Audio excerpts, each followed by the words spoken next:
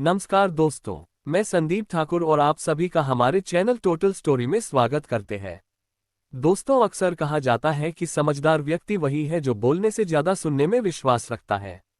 जैसे बहुत लोग होते हैं कि किसी की कुछ बोलने से पहले ही बोलने लग जाते हैं।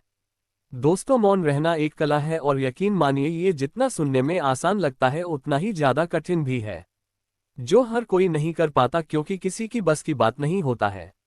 दोस्तों, चुप रहने के कई नुकसान हैं, लेकिन सही जगह चुप रहने के लिए कुछ ऐसे फायदे भी हैं जिन्हें जानना उन लोगों के लिए तो बहुत आवश्यक है जो अक्सर हर जगह बोलने या जवाब देने की आदत रखते हैं। इस वीडियो में ऐसी 10 जगहों के बारे में बताया गया है जहां हमें हमेशा खामोश रहना चाहिए। इन स्थानों पर चुप बैठने वाला व्यक्ति जीवन भर सुखी महसूस करता है।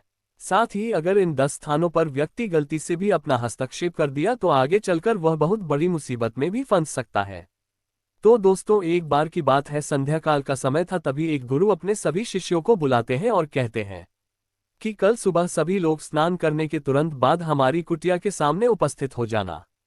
गुरु जी की ये बातें जैसे ही सभी शिष्य सुनते हैं तो सभी कोई हैरान रह जाते हैं और कहते हैं, हम लोगों ने कुछ गलती की है क्या? लेकिन कुछ शिष्य ये कहते हैं कि हो सकता है गुरुजी कल सुबह को कुछ अच्छी बात बताने वाले हैं। शायद यही सब सोचकर सब लोग रात को सही समय पर सो जाते हैं और सुबह उठकर सभी लोग नदी में स्नान करने के बाद वापस गुरु जी के सामने उपस्थित हो जाते हैं। तभी गुरु कहते हैं, आज हम तुम सबको चुप रहने के फायदे के बारे में बताऊंगा। गुरु कहते हैं, ये 10 ऐसे मौके हैं जहां पर चुप रहने से लाभ होता है और बोलने से नुकसान। गुरु कहते हैं कि अगर आप इन 10 जगह पर शांत हो गए यानी मौन हो गए तो आप जो चाहेंगे वही मिल जाएगा। दोस्तों, जिंदगी में चमत्कारिक बदलाव शुरू हो जाएंगे और आप कुछ अलग ही जिंदगी जीने लगेंगे। दोस्तों, फिर गुरु कहते हैं कि पहला ऐसा मौका जहां व्यक्ति को चुप रहना चाहिए जहां आपके पास तथ्य ना हो। गुरु ने कहा, अगर आपके पास कोई तथ्य नहीं है तो वहां चुप रहने में ही भलाई है। दोस्तों, चुप बैठने से दिमाग में नई कोशिकाओं का निर्माण होता है और इससे ज्ञान की वृद्धि होती है। बोलने में भलाई वही है जहां आपको किसी चीज के बारे में पूरा ज्ञान हो। अगर आप बिना ज्ञान के कहीं कुछ भी बोलते हैं या फिर बेवजह बोलते हैं तो आपका वहां मजाक भी बन सकता है। अगर आपके पास पर पूरा जानकारी नहीं है तो ऐसी जगह पर बोलने से आपका मजाक तो बनेगा ही साथ लोगों का भरोसा भी आपसे उठने लगेगा। इसलिए ऐसी जगह पर हमेशा शांत ही रहो जहां तुम्हें पता ना हो क्या बोलना है क्या नहीं। कई बार कुछ लोग ऐसे होते हैं जो हर जगह अपनी उपस्थिति बताने लगते हैं। उन्हें पता नहीं होता है कि क्या हमें बोलना है, लेकिन फिर भी बोलते जाते हैं और फिर बाद में दूसरे लोग उनके जाने के बाद उनका मजाक भी उड़ाते हैं। इसलिए जब तक आपको उस तथ्य के बारे में अच्छा से ज्ञान नहीं है, उसके बारे में पता नहीं है, तो वहां चुप रहना ही ज्यादा समझदारी है। दूसरा, जहां आपके शब्दों से किसी को ठेस पहुंचे। आगे गुरु ने कहा, दूसरा ऐसा मौका जहां व्यक्ति को चुप रहना चाहिए जहां आपके शब्द किसी को मानसिक ठेस पहुंचा रहे हैं तो वहां चुप हो जाना चाहिए। कमजोर व्यक्ति के बारे में कुछ भी बोलकर आप महान नहीं बन सकते हैं और किसी गरीब को आप दबाकर नहीं रख सकते हैं। आप किसी का साथ देने लगेंगे। कई बार होता है कि कुछ लोग अपने से छोटे व्यक्ति को भला बुरा कहते रहते हैं। दोस्तों, सामने वाला इंसान कद से तो आपसे बहुत छोटा है, आपको कुछ नहीं बोलेगा, लेकिन आप उसकी नजरों में गिरते चले जाएंगे। हो सकता है कि कल वह भी आपसे पद में बड़ा हो जाए। पद में जब वह आपसे बड़ा हो जाएगा तो आज जो रवैया आपका उसके साथ है, आने वाले समय में वह भी आपके साथ वही कर सकता है। इसलिए दोस्तों, आप किसी को नीचा दिखाकर बड़ा नहीं बन सकते हैं। बड़ा बनना है तो आपको अपने से छोटे का भी इज्जत करना सीखना पड़ेगा और साथ ही साथ अपने से बड़े लोगों का भी सम्मान करना सीखना पड़ेगा। दोस्तों, लोगों को लगता है कि अगर वह अकड़ कर बोलेंगे और सामने वाले को नीचा गिराने की कोशिश करेंगे तो वह उनसे बड़े बन जाएंगे। तो दोस्तों, यह उन सब की भूल है। बड़े होने की बजाय आप उनकी नजरों में गिरते चले जाएंगे। आपका वैल्यू सबके नजर से गिरने लग जाएगा।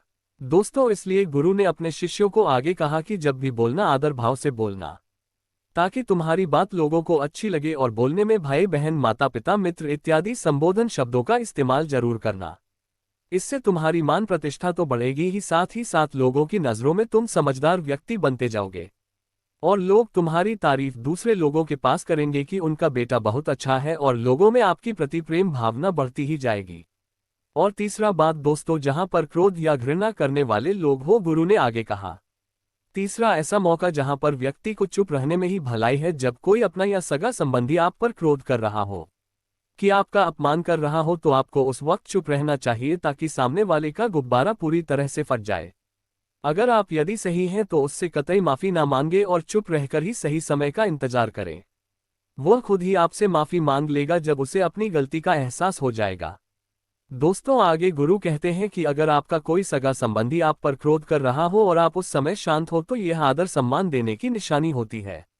इससे ना कोई छोटा होता है और ना ही बड़ा।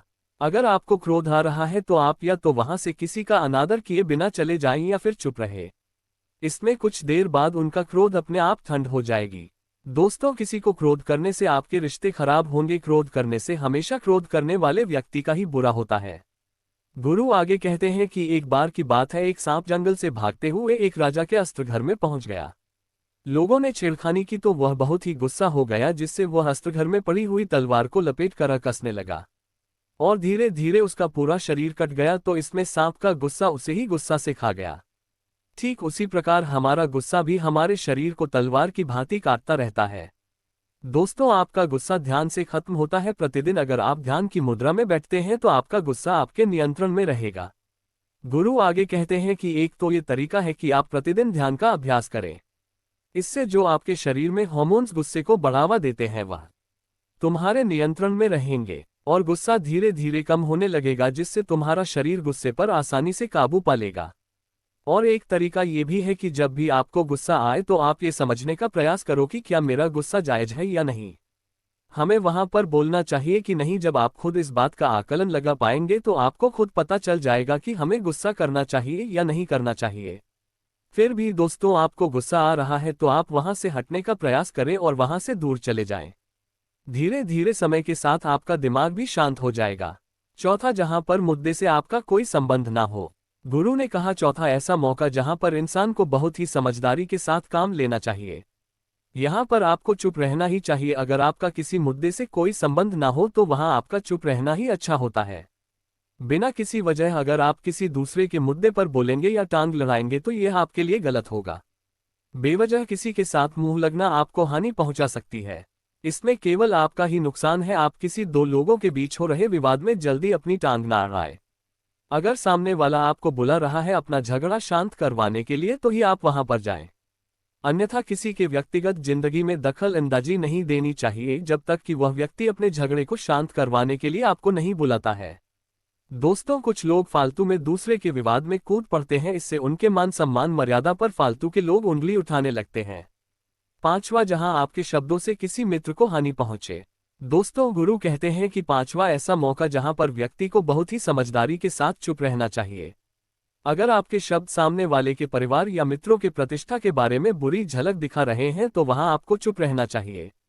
कुछ भी अपशब्द का उपयोग नहीं करना चाहिए। किसी के परिवार या फिर मित्र के बारे में बुरा बोलने से केवल आप ही बुरा बनेंगे। जो चीज आसानी से खत्म की जा सकती है उसे अपने शब्दों से बड़ा ना करें। बिना चिल्लाए बात करने का प्रयास करते रहना चाहिए। किसी पर चिल्लाने से आपके व्यवहार के बारे में पता चल जाता है कि आप कितने पानी में हैं। दोस्तों, ज्यादा बोलने से चीजें हमेशा खराब ही होती हैं, इसलिए जितना हो सके कम बोलने का प्रयास करें और शांत रहने का प्रयास करें। दोस्तों, कई बार कुछ रिश्ते ज्यादा तेज बोलने के कारण टूट जाते हैं, इसलिए अपनी आवाज में मीठापन लाएं और किसी के साथ लड़ाई झगड़े बिल्कुल भी ना करें। आपके शब्दों से आपके मित्रों को कभी भी हानि नहीं पहुंचना चाहिए। दोस्तों, कभी कभी अपने दोस्तों के साथ जब हम मजाक करते हैं तो ध्यान रहे आपके शब्दों से किसी का अनादर ना हो। मजाक को भी हमेशा शब्दों के मायने में ही रखें। जहां किसी को शब्दों से चोट लगे वहां चुप हो जाएं और कहीं दूसरे जगह चुपके से धीरे धीरे घिसकते जाए और वहां से चले जाए।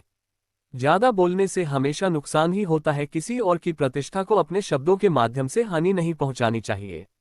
यदि आपके शब्दों से किसी और की प्रतिष्ठा को ठेस पहुंच रही है तो वहां आपको चुप हो जाना चाहिए। छठा, बातें जहां कोई कर रहा हो किसी की बुराई। दोस्तों, गुरु कहते हैं कि छठा मौका जहां व्यक्ति को चुप रहना चाहिए। तो दोस्तों, जब कोई आदमी आपके सामने किसी तीसरे आदमी की बुराई कर रहा हो तब तुम्हें चुप रहकर बस सुनना चाहिए। अपनी राय व्यक्त नहीं करना चाहिए, क्योंकि जो आज आपके सामने किसी तीसरे की बुराई कर रहा है वह कल किसी और के सामने आपकी भी बुराई कर सकता है। यदि आपने कुछ कहा है तो नीति शास्त्र के अनुसार जो अपने मुंह को बंद रखता है और बुद्धि से काम करता है वही इंसान समझदार होता है। किसी के बारे में बिना जरूरत के बोलना, किसी के बीच में बोलना, ये गलत बात है। कभी कभी हमारे लिए बुद्धिमानी इसी में होती है कि हमें अपना मुंह ऐसी जगह पर नहीं, कदापि नहीं खोलना चाहिए। इससे हमें बहुत हानि होती है। सातवां बातें दोस्तों, जब कोई आपकी भावना को नहीं समझे। दोस्तों, गुरु कहते हैं यदि आपको लग रहा है कि कोई व्यक्ति आपकी भावना, दुख या परेशानी को शब्दों में नहीं समझ रहा है, यदि आपको लग रहा है कि सामने वाला व्यक्ति आपकी भावना या दुख को या आपकी जो परेशानी है उसको वह समझ नहीं पा रहा है, या समझने का प्रयास ही नहीं कर रहा है, या वह आपको ध्यान से सुन ही नहीं पा रहा है, तो ऐसे व्यक्ति के सामने आप चुप ही रहे, क्योंकि ऐसे लोगों को आपकी भावना से कोई मतलब नहीं होता है। ऐसे लोगों को अपना राज बताकर आप बाद में पछताएंगे ही, इसीलिए हर किसी को अपने मन की बात नहीं बतानी चाहिए। अगर आपको लग रहा कि सामने वाला आपकी बात को नहीं समझ पा रहा है, आपकी भावनाओं को नहीं समझ पा रहा है, तो वहां पर आपको नहीं बोलना चाहिए बल्कि चुप रहना चाहिए। जब आपको लगने लगे कि सामने वाला आपकी भावनाओं को ठीक से समझ रहा है, आप जो कह रहे हैं वह ठीक से सुन रहा है, तभी आप अपनी बात उससे कहे। आठवां बातें, जब कोई इंसान अपना दुख व्यक्त करे। गुरु कहते हैं आठवां मौका जहां पर व्यक्ति को चुप रहना चाहिए। यदि कोई इंसान अपने दुख या परेशानी को आपको बता रहा है, इसका मतलब यह है कि वह आपको अपना समझ रहा है। ऐसे में तुरंत ही उसे समाधान बताने की बजाय चुप रहकर उसके दुख या समस्या को सुने। उसके दुख समस्या को किसी और को ना बताएं। वह दूसरों को इसलिए नहीं बता रहा है कि आप उनकी समस्याओं का समाधान कर देंगे, बल्कि वह इसलिए भी बता रहा है कि सामने वाला उसकी बात को समझ रहा है। कई बार अपनी दुख बताने से दुख कम हो जाते हैं। आपको अपना दुख इसलिए बता रहा होगा, उसे लग रहा होगा कि आप उसकी बात को समझ रहे हैं। दुख बांटने से कम हो जाता है। इसलिए जब कोई व्यक्ति अपना दुख आपसे व्यक्त करे तो आप चुप होकर उसकी बात ध्यान से सुने, ताकि उसके दुख कम हो जाए, मन का बोझ कम हो जाए। नौवां बातें, आइए गुरुजी क्या कहते हैं जहां पर दुष्ट प्रकृति के लोग हो। गुरु आगे कहते हैं कि ऐसी जगह जहां आपको चुप रहना चाहिए, जहां पर दुष्ट प्रकृति के लोग रह रहे हो और गाली गलौज कर रहे हो, तो आप वहां पर मत जाए। ऐसी जगहों से आप चुपचाप निकल जाएं, अर्थात अपनी प्रतिक्रिया दिए बिना वहां से चले जाएं, क्योंकि जिसकी जुबान खराब होती है, जो दुष्ट प्रकृति के लोग होते हैं, उनको आप ऐसे समय में नहीं समझा सकते हैं। जब उनका दिमाग पूरी तरह से शांत हो जाए तभी वह आपकी बात सुनेंगे। इसलिए जहां पर दुष्ट प्रकृति के लोग हो, आपकी बात को ना मानते हो और नहीं सुनते हो, वहां पर कभी भी नहीं बोलना चाहिए। 10वां बातें, जब आप सफलता प्राप्त कर ले। गुरु कहते हैं कई बार होता है कि कुछ लोग जो सफलता को बहुत जल्दी अर्जित कर लेते हैं, तो वे हर जगह अपनी सफलता का ढिंढोरा पीटने लगते हैं। ऐसे में क्या होता है कि कई लोग आपकी सफलता से खुश नहीं होते हैं। अगर आप अपनी सफलता का जबरदस्ती लोगों में ढिंढोरा पीट रहे हैं, तो लोगों की नकारात्मक ऊर्जा आपको प्रभावित कर सकती है। जब आप सफल होंगे तो धीरे धीरे सबको पता चल जाएगा कि आप सफल हो गए हैं। ढिंढोरा पीटने से नुकसान आपका ही होगा। इतना कहकर गुरु ने कहा, शिष्यों, आज के लिए बस इतना ही। अगर तुम सब मेरी इन 10 बातों को अपने जीवन में अपना लेते हो तो तुम सब काफी हद तक परेशानियों से बचे रहोगे और तुम्हें आगे बढ़ने से कोई भी शक्ति नहीं रोक पाएगी। यहां से जाने के बाद मेरी यह बातें आपके जीवन में किसी वरदान से कम साबित नहीं होंगी। दोस्तों, मुझे उम्मीद है कि इस वीडियो से आपको बहुत कुछ सीखने को मिला होगा। अगर आपको यह वीडियो अच्छा लगा हो तो कमेंट करके जरूर बताएं, और यदि आपको यह वीडियो बहुत अच्छा लगा है तो इसे अपने साथियों के साथ जरूर शेयर करें। और हमारे चैनल टोटल स्टोरी में अगर आप नए हैं तो चैनल को सब्सक्राइब जरूर करें। दोस्तों, वीडियो को लास्ट तक देखने के लिए आप सभी का बहुत बहुत धन्यवाद। मिलते हैं अगला वीडियो में कुछ नए जानकारी के साथ। जय श्री राम।